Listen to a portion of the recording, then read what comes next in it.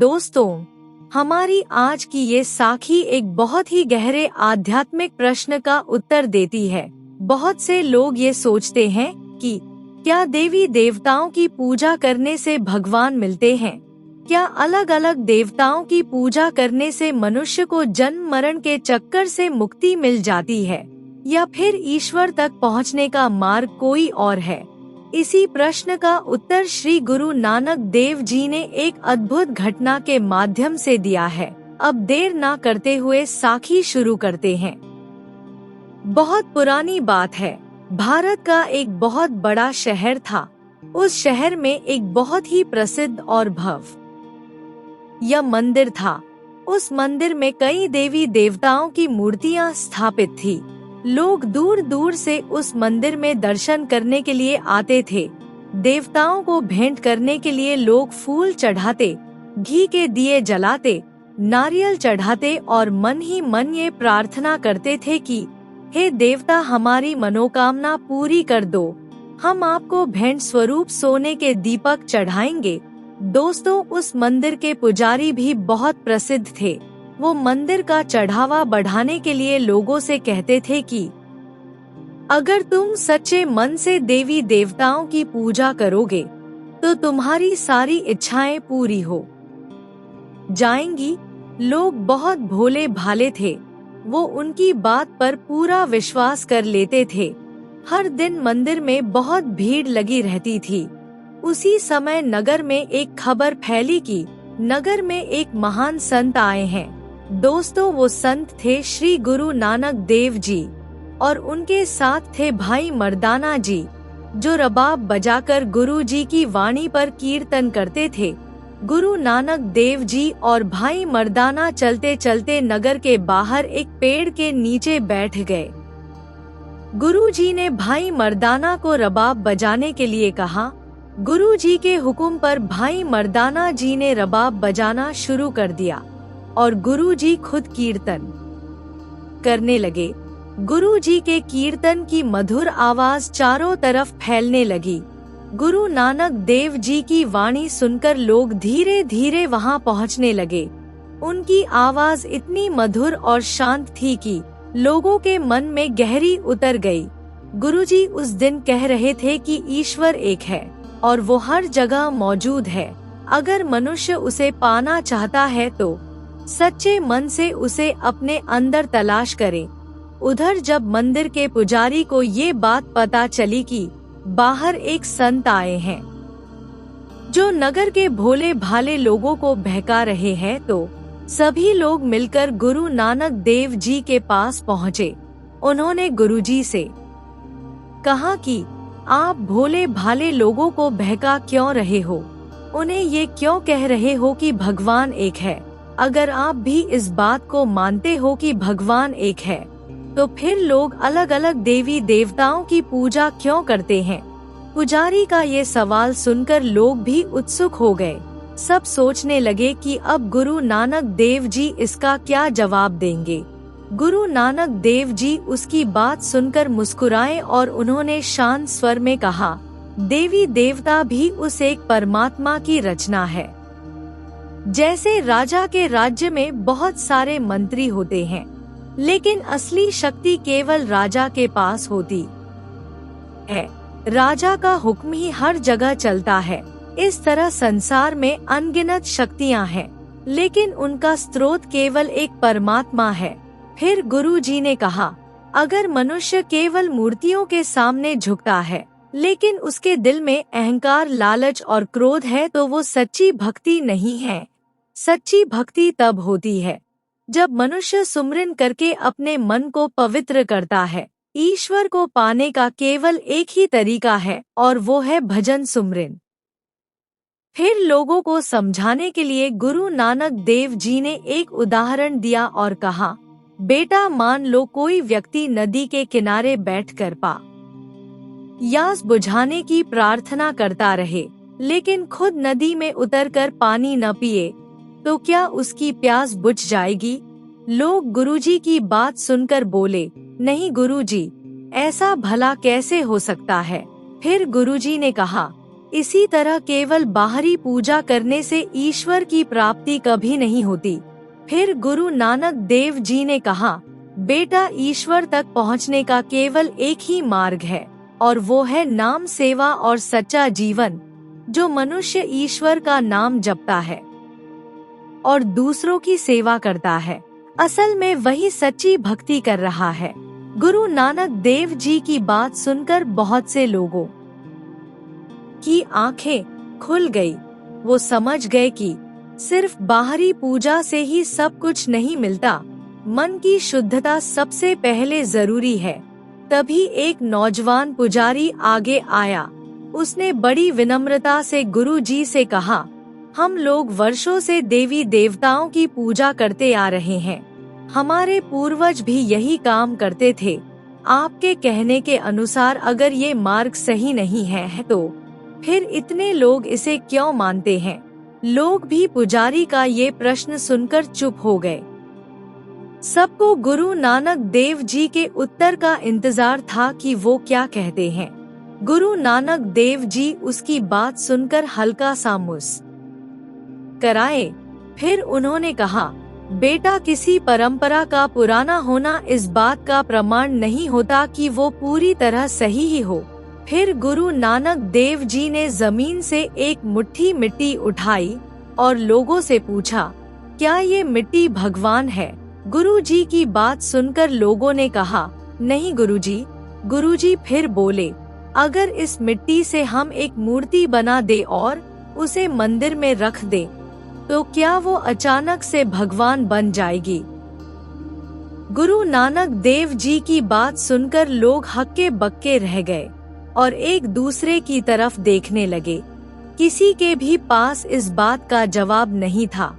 तब गुरु नानक देव जी ने कहा, बेटा, भगवान पत्थर या मिट्टी में सीमित नहीं है, वो तो हर जगह मौजूद है। हवा में, पानी में और धरती में और हर जीव के अंदर। इस सृष्टि के कण कण में ईश्वर मौजूद है। गुरु नानक देव जी की बात सुनकर लोग गहरी सोच में पड़ गए। उसी समय भीड़ में से एक गरीब व्यक्ति आगे आया। उसने फटे पुराने कपड़े पहने हुए थे और चेहरे पर थकान नजर आ रही थी। उसने गुरु जी से हाथ जोड़कर कहा, गुरुजी, मैं रोज मंदिर जाता हूँ। मैं देवी देवताओं से प्रार्थना करता हूँ कि मेरी गरीबी दूर हो जाए और मेरी जिंदगी भी खुशहाल हो। लेकिन इतने वर्ष पूजा करने के बाद भी मेरी हालत आज तक नहीं बदली। क्या मेरी पूजा में कोई कमी है?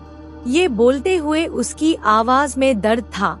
गुरु नानक देव जी ने प्रेम से उसकी तरफ देखा और कहा, बेटा, ईश्वर केवल मांगने से कभी नहीं मिलते। ईश्वर तब मिलते हैं जब मनुष्य अपने अंदर बदलाव लाता है और रोज भजन सुमरन के द्वारा उसे याद करता है। फिर गुरु जी ने लोगों को समझाते हुए कहा, अगर कोई किसान खेत में बीज ना बोए और केवल भगवान से हाथ जोड़कर प्रार्थना करता रहे तो क्या उसकी फसल उग जाएगी?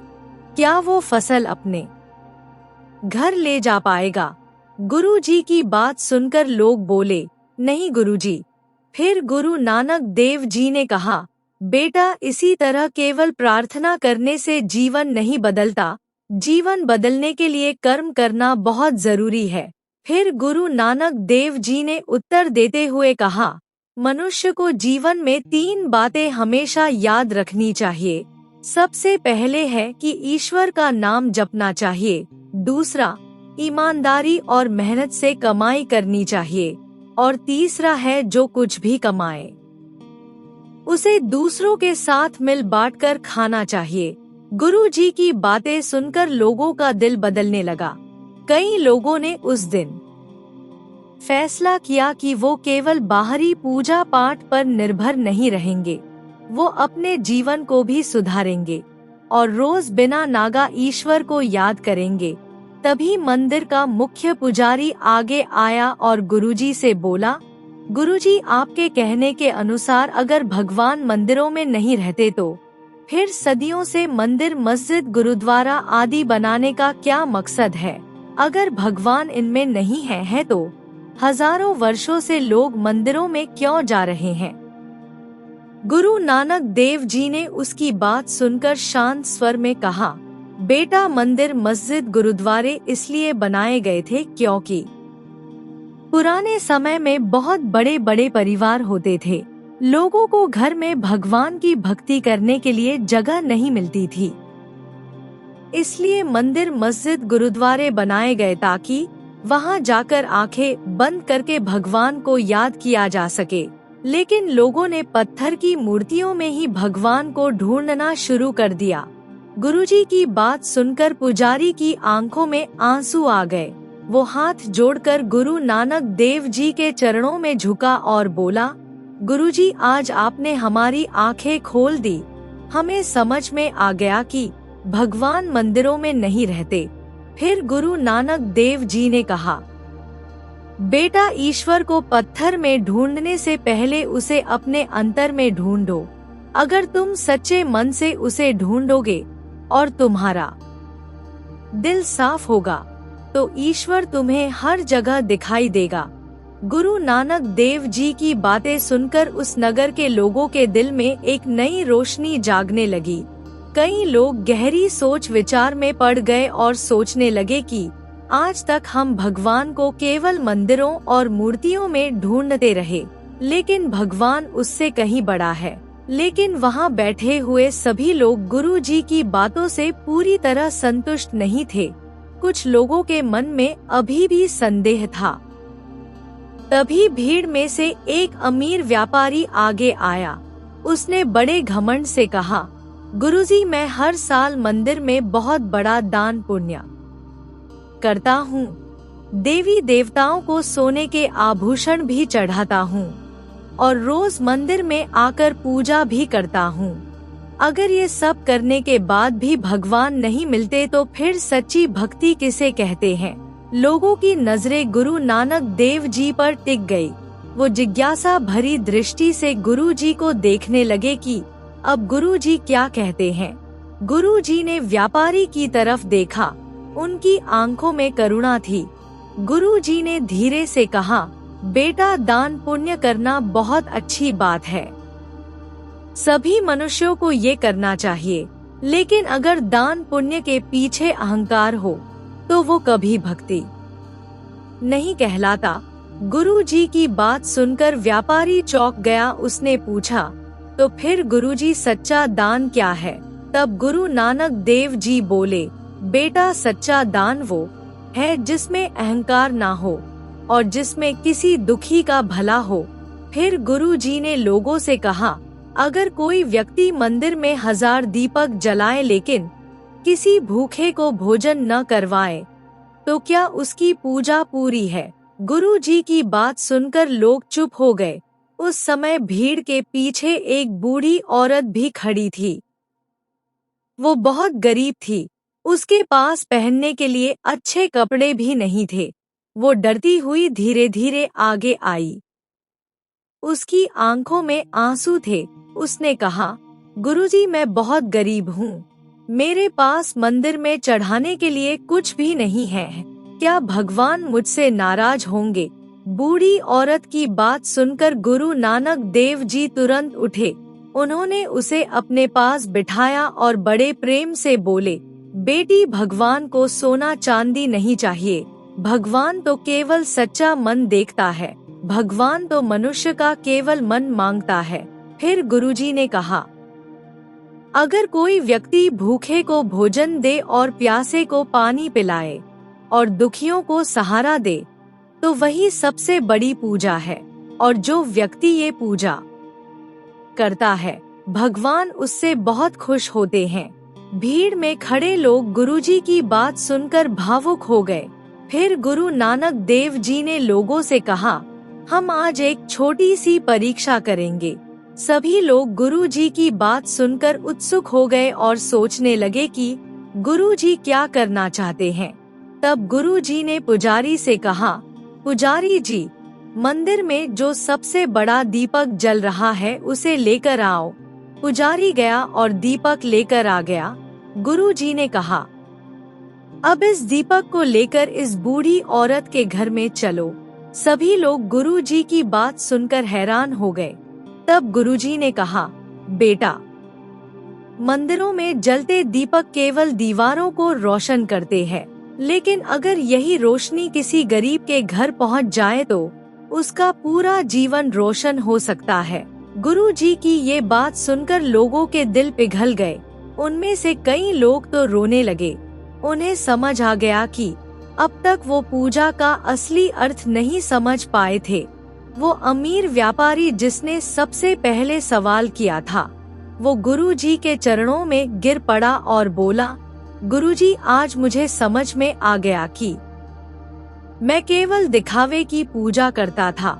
फिर गुरु नानक देव जी बोले, भगवान को मंदिरों, मस्जिदों, गुरुद्वारों में ढूंढने से पहले उसे अपने अंतर में ढूंढो। अगर तुम्हारे कर्म अच्छे हैं और तुम्हारा दिल सच्चा है तो भगवान तुम्हें अंदर ही मिलेंगे। दोस्तों, गुरु नानक देव जी की बातें सुनकर पूरा नगर जैसे बदलने लगा था। लोग आपस में चर्चा करते थे कि आज तक हमने पूजा का अर्थ ही गलत समझा था। हम सोचते थे कि केवल मंदिर में दीपक जलाने से भगवान खुश हो जाते हैं, लेकिन अब हमें समझ आ गया है कि सच्ची भक्ति केवल बाहरी पूजा में नहीं है, बल्कि अंतर की पूजा में है और रोज सुबह शाम भगवान को याद करने में है। दोस्तों, उस रात नगर में एक अजीब शांति थी। बहुत से लोग अपने घरों में बैठकर गुरु नानक देव जी की बातें याद कर रहे थे। वो अमीर व्यापारी भी अपने बड़े महल में बैठा सोच रहा था कि मैंने मंदिरों में बहुत धन चढ़ाया, लेकिन कभी किसी भूखे व्यक्ति को भोजन नहीं दिया। उसके दिल में पश्चाताप जाग उठा। अगले दिन नगर में लोगों को एक अद्भुत दृश्य देखने को मिला। नगर के कई लोग अपने घरों से भोजन लेकर निकल पड़े। कोई रोटियां लेकर आया तो कोई फल लेकर आया और कोई कपड़े लेकर आया। वो सभी मिलकर उस गरीब बूढ़ी औरत के घर की ओर जा रहे थे, जिसने गुरु नानक देव जी से बात की थी। जब वो बूढ़ी औरत अपने घर से बाहर आई तो उसने देखा कि उसके छोटे से घर के सामने पूरा नगर खड़ा है। लोग उसके लिए भोजन लेकर आए थे, नए कपड़े लेकर आए थे और उसे पूरी इज्जत दे रहे थे। ये देखकर बूढ़ी औरत की आंखों में आंसू बहने लगे। उसने आसमान की ओर देखा और हाथ जोड़कर बोली, हे प्रभु, आज मुझे समझ में आ गया कि तू मंदिरों में नहीं बल्कि इन लोगों के दिल में रहता है। उस समय गुरु नानक देव जी भी भाई मर्दाना के साथ वहां पहुँचे। उन्होंने ये दृश्य देखा तो उनके चेहरे पर हल्की मुस्कान आ गई। फिर भाई मर्दाना ने गुरु जी से धीरे से पूछा, गुरु जी, क्या यही वो सच्ची भक्ति है जिसके बारे में आप सबको बताते हैं? गुरु नानक देव जी ने गंभीर स्वर में कहा, हाँ मर्दान्या, जब मनुष्य दूसरों के दुख को अपना दुख समझने लगे तो वही सच्ची भक्ति है। जब मनुष्य का दिल दया से भर जाए तो समझो भगवान उसके भीतर बस गया है। कुछ देर के बाद मंदिर के पुजारी भी वहां आ गए। उनके हाथों में पूजा की थालियां थी। उन्होंने गुरु नानक देव जी के सामने झुककर कहा, गुरुजी, आज हमें समझ में आ गया कि हमने पूजा का अर्थ अधूरा समझा था। गुरु नानक देव जी ने उनको समझाते हुए कहा, बेटा, देवी देवता भी उस एक परमात्मा की रचना है, लेकिन अगर मनुष्य केवल मूर्तियों के सामने झुके और उसके दिल में अहंकार, लालच, क्रोध, द्वेष हो तो वो पूजा अधूरी है। फिर गुरुजी ने एक बहुत गहरी बात कही, बेटा, ईश्वर को पत्थरों में मत खोजो। अगर तुम सच में ईश्वर को पाना चाहते हो तो उसे अपने दिल में खोजो और विश्वास करो, अगर तुम सच्चे मन से उसे अपने अंदर ढूंढोगे तो वो तुम्हें जरूर मिलेगा। गुरु नानक देव जी की ये बात सुनकर लोगों की आंखों में आंसू आ गए। उन्हें लगा जैसे उनके जीवन का अंधेरा दूर हो गया है। नगर के लोगों ने उसी दिन निश्चय किया कि वो केवल बाहरी पूजा तक सीमित नहीं रहेंगे, बल्कि वे अपने जीवन में सेवा, दया और सच्चाई को अपनाएंगे। दोस्तों, कुछ दिन बाद बाबा नानक भाई मर्दाना को साथ लेकर अपनी अगली यात्रा पर निकल गए, लेकिन उनकी वाणी लोगों के दिल में हमेशा के लिए बस गई। नगर के लोग अब एक दूसरे की मदद करने लगे। मंदिर के पुजारी भी लोगों को ये सिखाने लगे कि सच्ची पूजा वही है जिसमें सेवा और प्रेम हो। दोस्तों, बाबा नानक की इस सुंदर साखी से हमें ये शिक्षा मिलती है कि भगवान एक है और वो हर जीव जंतु में मौजूद है, और मनुष्य की सच्ची भक्ति, सच्ची पूजा, सेवा और दया में है। और सच्ची भक्ति वही होती है जिसमें अहंकार ना हो। इसलिए बाबा नानक भी कहते हैं कि सब में जोत जोत है सोई, तिस्ता चंदन सब में ही। इसका अर्थ ये है कि एक ही परमात्मा की ज्योति हर जीव के अंदर है। इसलिए हमें सभी के साथ प्रेम प्यार से रहना चाहिए और उनकी मदद करनी चाहिए। दोस्तों, बाबा नानक ने आज की साखी में हमें ये बताया है कि सच्ची पूजा क्या है और हमें सच्ची पूजा किसकी करनी चाहिए। आशा है इस साखी से सबक लेते हुए हम भी अपने जीवन में बाबा नानक की शिक्षा को उतारेंगे और गरीबों और जरूरतमंदों की मदद करेंगे और बिना नागा भगवान की भक्ति करेंगे। दोस्तों, अगर आपको बाबा नानक की ये साखी अच्छी लगी हो तो कृपया लाइक, कमेंट और शेयर जरूर करें और चैनल को सब्सक्राइब करना ना भूलें। वाहेगुरु जी का खालसा, वाहेगुरु जी की फतेह।